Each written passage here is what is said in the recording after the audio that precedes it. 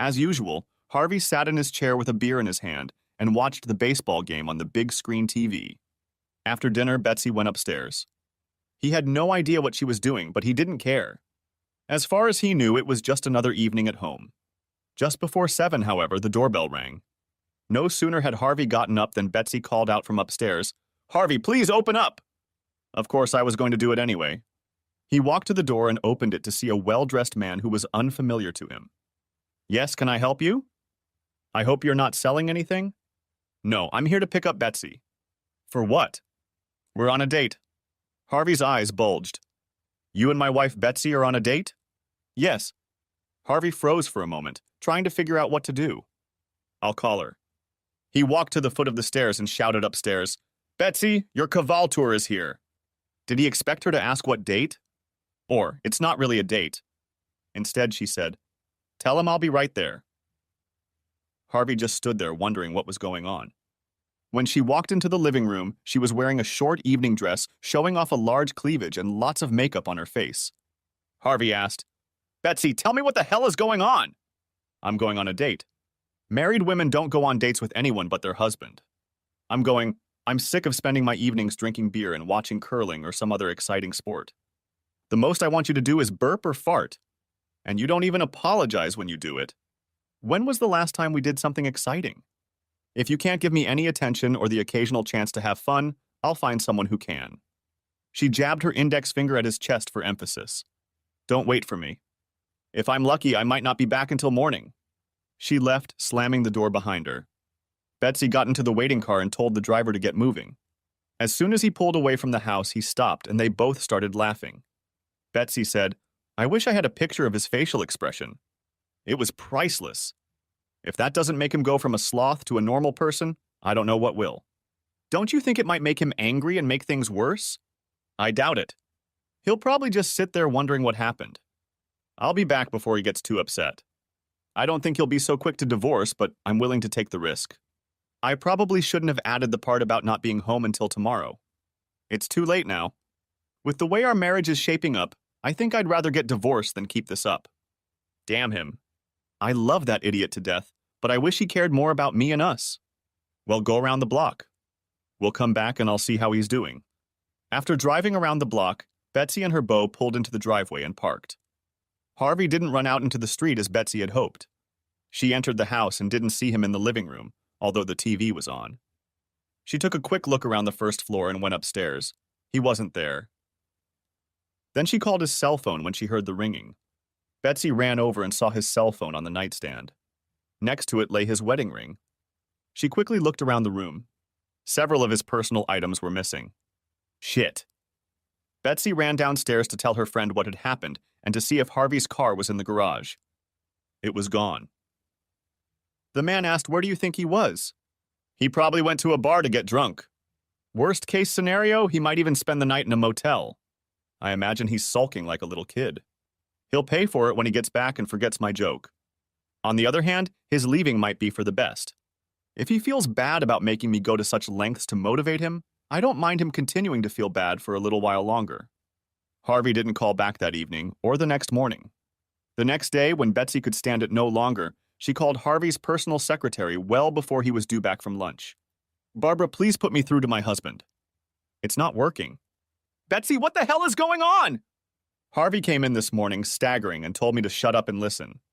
He tells me he's taking the day off because he has a lot of personal business to take care of. He then asks me who handles our company's health insurance. I gave him the name of the girl in HR who handles the health insurance. That got him, and he didn't want to talk to me anymore. He left without saying a word of thanks or anything. That doesn't sound like Harvey at all.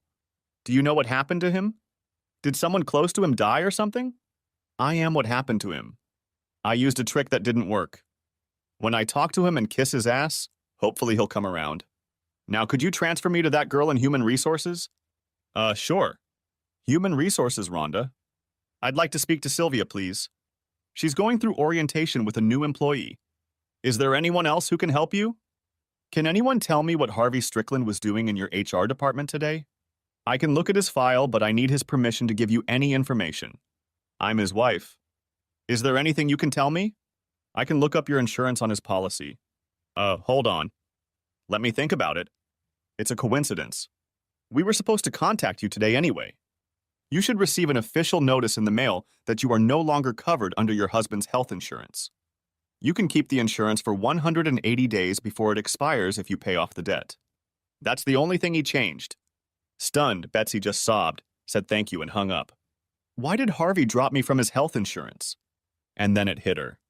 She immediately went to her computer to check their online bank accounts. Half the money had been withdrawn from my checking and savings accounts. Hell, he's in the process of divorcing me. Betsy couldn't decide what to do next. She thought for a moment until the phone rang. It was their life insurance agent and Larry's family friend. It was Betsy. Hello, Larry?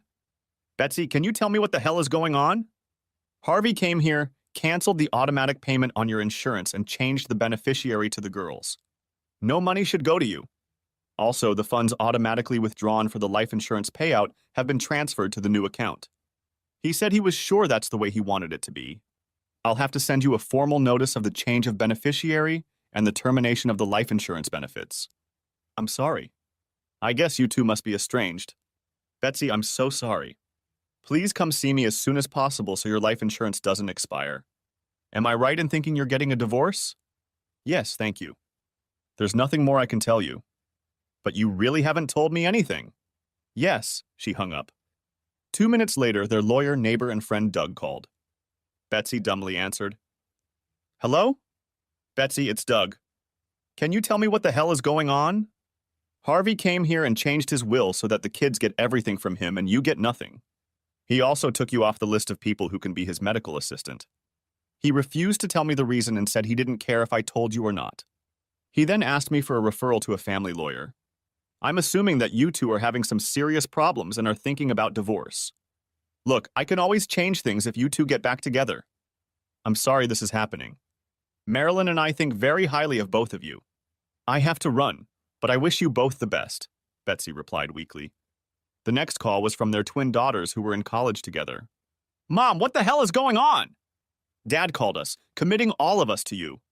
He said you were dating and having sex with other men. Then he told us he was going to be gone for a while so he could date other men before the divorce. He said he had taken care of our future college expenses. We tried to ask questions, but he ignored us. He told us to remember that he loved us and hung up. Mom, we're afraid Dad's going to hurt himself. Can you tell us what happened to make him so depressed? I'm the idiot who drove him to depression, and I'm trying to find him to apologize. The problem is I can't find him. Maybe I can try. Hey, I got another call. Maybe it's him. Call us back. Hello, Harvey? No, it's your mother-in-law, Doris. What the hell is going on? My son called me crying like a baby. He said something about you sleeping with a bunch of men at some nightclub. He looked drunk, so I wasn't sure how much of his story was true. All I know is that he was very depressed.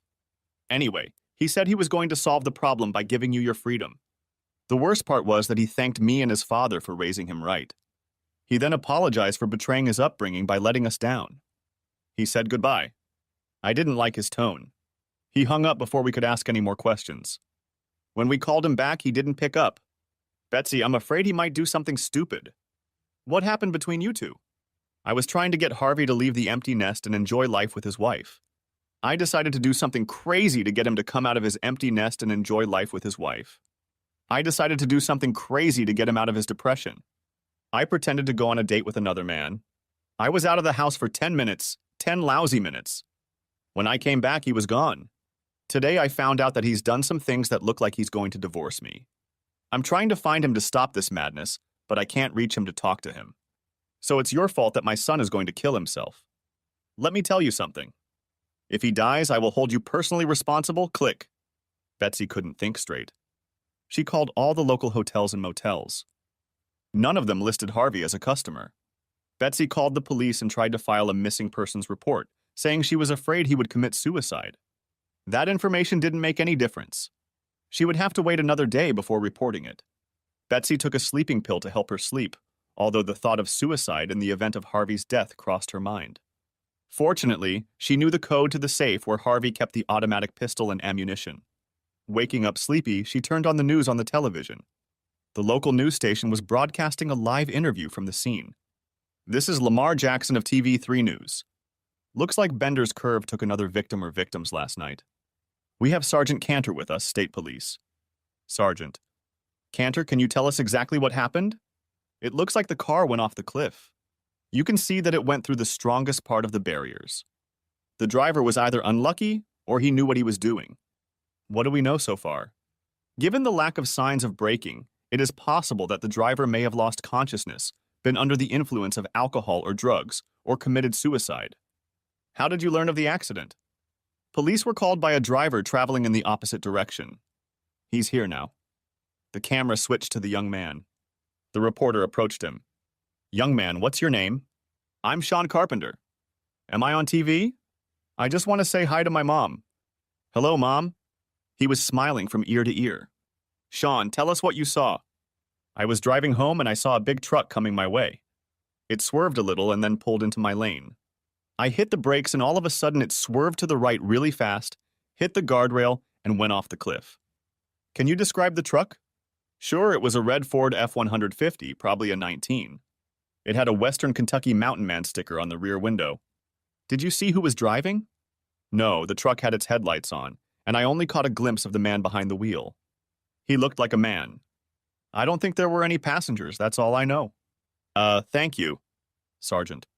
Cantor, did you call for help to find the truck that crashed into the guardrail? We don't know exactly what hit the fence. We're assuming it was a truck, according to Mr. Carpenter. It's impossible to see what it is from here. We have a search and rescue team in the mountains, but they are currently conducting search and rescue efforts in another part of the state. I don't know when they'll be able to get down there and check it out. But what if someone out there is still alive and needs medical attention? Then you would be witnessing a real miracle. No normal person could survive a fall like that on those rocks. I would not risk the lives of those who are not qualified to go on an expedition just to find out. All we have to do is wait for the mountain rescuers. Bets didn't have to wait to guess what had happened and who had died. She started crying as soon as they said, a red Ford F-150 with a WKU Hilltopper sticker. She paid no attention to the ringing phone. She had been sobbing alone for the third hour when the twins showed up. When she didn't answer the phone, they got worried and rushed home to be with her. They received a call from their grandmother, telling them that there was a news report on TV about a red F-150. Despite the lack of a body, they were almost certain it was their father who had crashed. The older twin answered her mother's call and handed her the phone. The name of the law firm was on the identification line. Hello, this is Betsy Strickland. She almost couldn't pronounce the last name because she was choking. Mrs. Strickland, my name is Chris Andrews. I'm an attorney in the same office where your friend Doug works. Your husband hired me to represent him in his divorce proceedings. I probably shouldn't have called you, but Doug talked me into it. I was contacted by the Riverton Police Department in Caldwell County. They were called to the scene of a robbery. The defendant suffered a head injury. His wallet and keys were stolen. He was taken to the emergency room and soon underwent surgery. The unidentified man was put into a coma to relieve pressure on his brain. The only thing he had on him was a motel room key. He was traced to Harvey Strickland.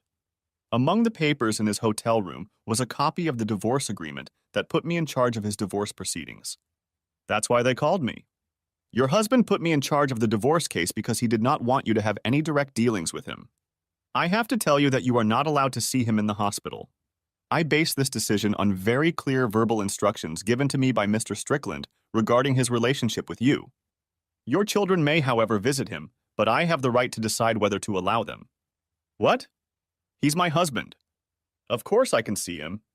I'm sorry, but the mandate he signed gives me and only me the right to make decisions regarding the divorce as well as his medical care.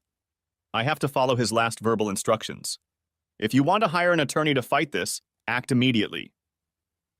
Weren't the divorce proceedings canceled because of his condition? No, ma'am. I was given clear instructions to pursue the divorce no matter what, although I don't think he foresaw being robbed. Does that mean that all the financial insurance and benefit arrangements he has made will not be reversed? Yes, ma'am.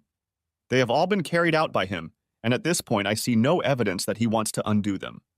Of course there's no such evidence. He's in a coma. This is ridiculous. I tricked my husband into believing I was going on a date with another man. When I went back to tell him it was a joke, he was already gone. He had gotten rid of his cell phone, so I couldn't tell him it was a joke. I have no reason for the divorce and no reason for the actions he took regarding the joke. I mean, no disrespect, but that is what you are saying now. I have to follow what Mr. Strickland instructed me to do and confirmed in writing. I have no other choice. I hate to tell you this, but tomorrow you will be delivered to work as Mr. Strickland requested. As soon as you find a lawyer, have him or her contact me to find out how to proceed. I don't care. He's my husband, and I'll see him if I want to. I forgot to tell you that the envelope you will receive contains a restraining order directing you to stay at least 1,000 feet away from him. The petition he offered is very generous. He stated that he wants you to have a chance to meet the man you really want now. Betsy told the children what the lawyer had said. It was impossible to believe what had happened. Betsy said she would go to the hospital no matter what they said. The girls agreed to accompany her. The trip didn't take long. The hospital did not have a copy of the restraining order, but visitors were not allowed in because of COVID restrictions for all hospital patients. They said that when he was transferred to the ICU, he would be able to receive visitors, but only one person for 10 minutes every 2 hours. Betsy and her daughters went home unsatisfied. By the time Harvey was placed in the ICU, the restraining order was already in place. One daughter could visit him, but what would that accomplish? He was unconscious, and if he understood anything, it was what they were saying. But they couldn't say it. A few days later, a mountain search and rescue team found the truck. They assumed the robber was the dead man sitting behind the wheel. Harvey's wallet was still there, but several hundred of the $6,000 were missing. This was probably due to the discovery of several bottles of rare Kentucky bourbon. One of them was more than half empty. As time went on, Betsy found herself in a difficult financial situation. Harvey had forgotten to deposit his check into the couple's joint account, which paid the mortgage and other bills. Betsy hired an attorney who asked the court to grant her access to half of the money left in the account. Finally, it was time to bring Harvey out of his drug-induced coma and into consciousness. When he woke up, he said he didn't know who he was. The diagnosis was temporary amnesia. Linda, one of the twins, brought pictures and memories to jog his memory. All efforts were in vain. Nor did he remember the attorney who had his power of attorney. In that state, he was not considered knowledgeable enough to lift the restraining order. When Harvey came out of his coma, he was given a memory test to see if he had amnesia. Harvey quickly realized that's exactly what they were doing and immediately decided to fake it. He was told that his daughters wanted to see him. The first to see him was Carol, the other twin. He asked her who she was. "Daddy, I'm one of your daughters, Carol. You were attacked and went into a coma. We were waiting for you to wake up." "We?" "Yeah, Linda, me and Mom, your wife." "I have a wife?" "Yeah." "Why isn't she here?" "She's not allowed to come. There's been a misunderstanding between you two, and she's got a restraining order." "My God, does she really want to hurt me?" "No, Dad. She's no threat to you. You were very angry with her." "About what?" "She pretended to go on a date with another man. Before she came back and said it was a joke, you left and started divorce proceedings. Now that you are awake, you can fix all of this." "How do I know she didn't go on a date?" "She says she didn't." "Didn't you just say she said she went on a date?" "Yes, but it was a lie." "So she lied about going on a date, and then it turns out she was telling the truth about not going on a date. I may not remember you or her, but I'm not stupid. I have to assume I took steps to protect myself. I'm sorry, miss, but your 10 minutes are up. You'll have to leave now." 2 hours later, his other daughter arrived. "I've already spoken to you, haven't I?" "No, that was my twin sister, Carol. I'm Linda. Don't you recognize me?" "I'm sorry, but not yet." "You and your sister are very attractive young women. Were we on good terms?" "I understand that your mother and I are separated." "We were on good terms."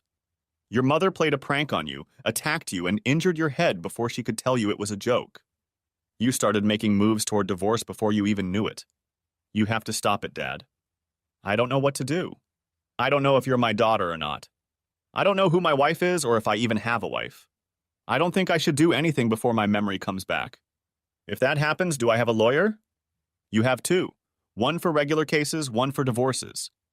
You gave him a divorce license. Maybe if I talk to him, it'll help jog my memory."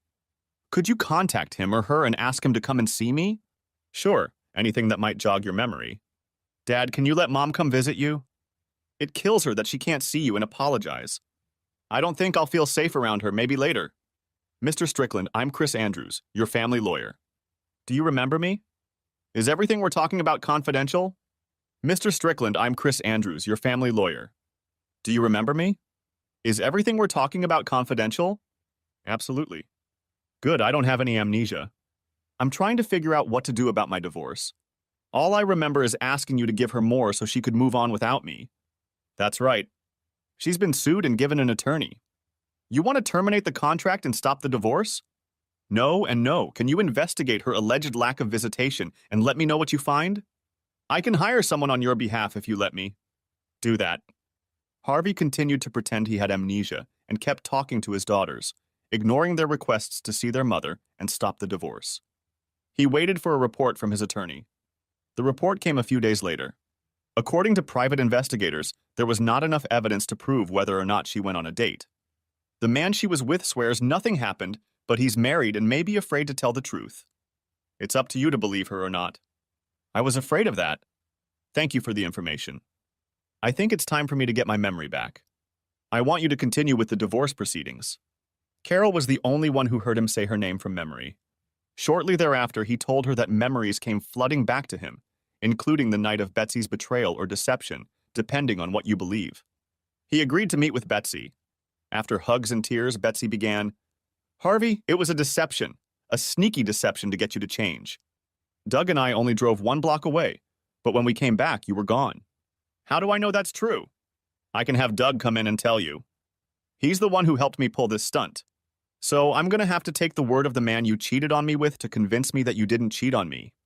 I'm sorry, but that dog doesn't hunt. I tried to call you, but you left your phone at home. I sat and waited for you all night, but you never came back. Was anyone there while you waited? Doug was there for a couple hours, and then he went home. Somehow I'm sure he'll vouch for you. I waited to hear from you until the next day when I called your office. That's when I found out that you treated my fake affair like scorched earth. You looked like you couldn't wait to get rid of me. Why wouldn't I be? You told me to my face that you were going to cheat on me. You said you wanted another man who stood in front of me in my house. I was devastated. But because I loved you, I wanted to give you what you wanted as soon as possible. Besides, I no longer wanted to be married to you because you were no longer honoring our marriage vows. Why prolong the agony? Let's just get a divorce. I don't want a divorce. I didn't plan to cheat on you and I never have. I wanted to encourage you to fight for me and bring life back into our marriage. Obviously, I chose the wrong way to do it. I'm so sorry. Please, Harvey, stop the divorce and let's get our lives back together. I love you. Even if what you said is true, and I still don't believe it, you played a cruel, vile joke on me. I don't know if I want to stay married to a woman who does these things. Right now, I'm continuing divorce proceedings, and I'm going to move into my own apartment when I get out of the hospital. Harvey, this is such a waste of money. You have a house and a bed. I'll move to another room in the house for a while if that's what it takes to get you back. Visiting time is over, and I want to see my daughters. Betsy was sent out of the room. The twins tried to support their mother. Neither of them could explain how much time their mother had spent with Doug that night, so it didn't matter to Harvey. When it came time to check out, he moved into an apartment near his work. The divorce continued until it got to the point where Betsy's lawyer demanded mandatory counseling for them, 12 sessions. Harvey offered no resistance. Betsy went first. I love my husband very much. We had a wonderful marriage and raised 2 wonderful girls together. I think the void syndrome hit him harder than it did me. I wanted to fill that void by spending more time with him doing different things, not just physically being together in the same house. Harvey seemed to distance himself from our marriage. Our sex life remained the same as it had been when we had to have sex at Tim's house when the girls were unlikely to hear. Their absence didn't change anything for Harvey. I decided to shake him into paying more attention to me. I talked a male friend from work into joining me in what I called shock therapy. One night, I pretended to go on a date with him. My beau and I drove around the block so I could come back and tell Harvey it was a joke to get him angry about our marriage again. When we returned 10 minutes later, he was gone, and I didn't get a chance to talk to him. I waited until the next day when I called his office and learned that he had taken several steps to divorce me. A few days later, I learned that Harvey had been robbed and was in a coma. When he came out of the coma, he didn't believe that my fake date was a ruse and I wasn't actually seeing other men. He has been seeking a divorce ever since. I apologize for my wrong actions and beg him to give me a second chance. Harvey, how do you describe what happened? She's accurate in some of what she said, but she left out a few details. When her boyfriend showed up, she not only told me that she was dating him despite my objections, but also stated that she hoped to spend the night having sex with him.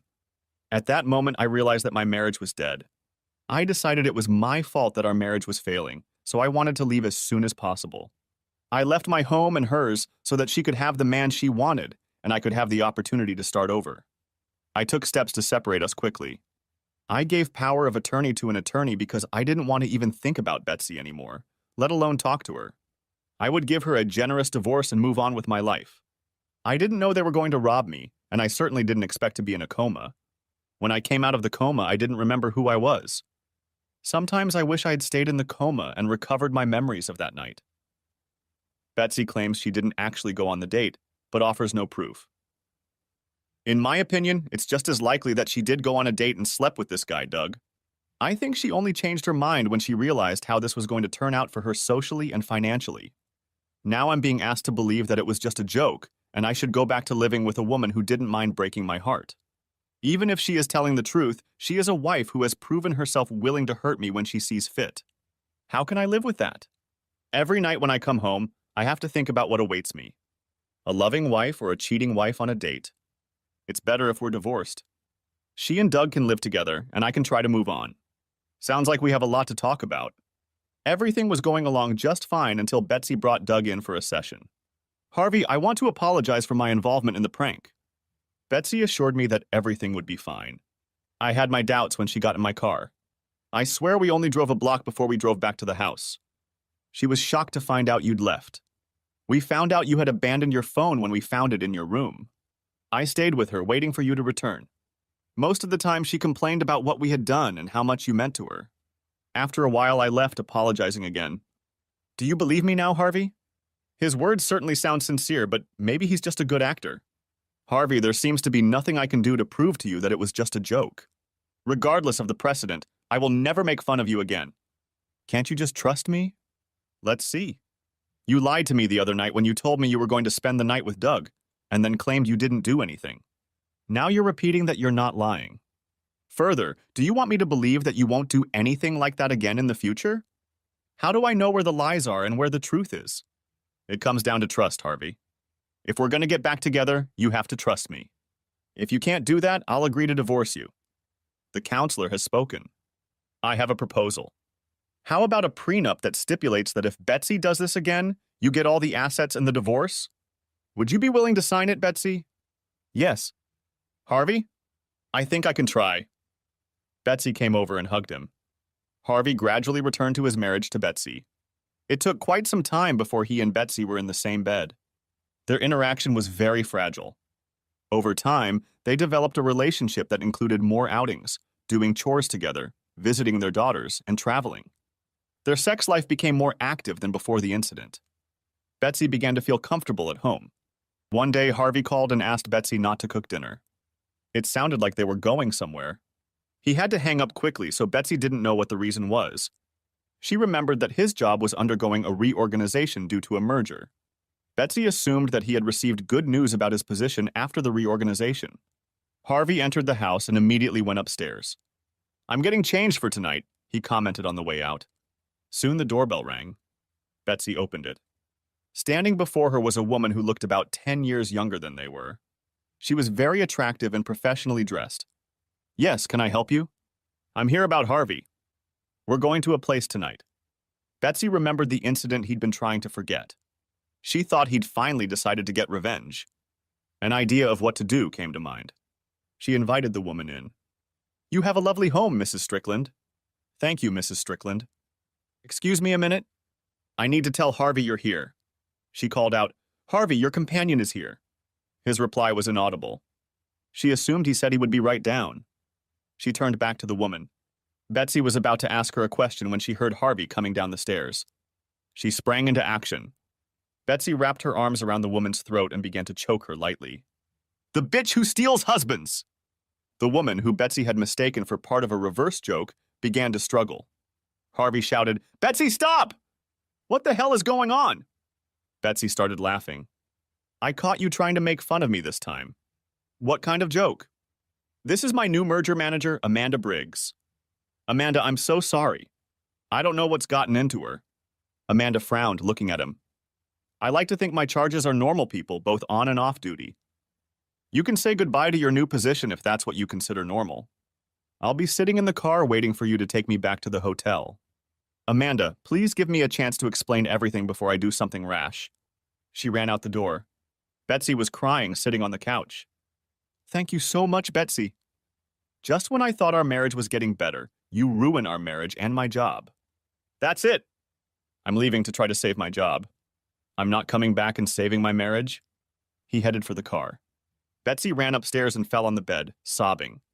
What the hell is going on? What have I done? What the hell is going on? What have I done? About 15 minutes later, Harvey and Amanda returned to the house. He called Betsy to come downstairs. They explained to her that they were playing with her. Betsy clung to Harvey and screamed that she was sorry. Later, they went out for dinner and a few drinks. Amanda told how she had been afraid that she would get hurt, but Harvey's help with the prank had been worth it. Betsy was finally able to share a laugh with the others. When Betsy and Harvey got home, she went to clean up the kitchen before going to bed. Harvey went upstairs. He immediately saw that his automatic pistol, which he had kept locked up, was lying on Betsy's nightstand. Examining the gun, he found that there was a cartridge in the chamber and the safety was off. His heart dropped to his stomach. Subscribe to our channel so your second chapter doesn't fool you, and go ahead and listen to the next story, because this story doesn't compare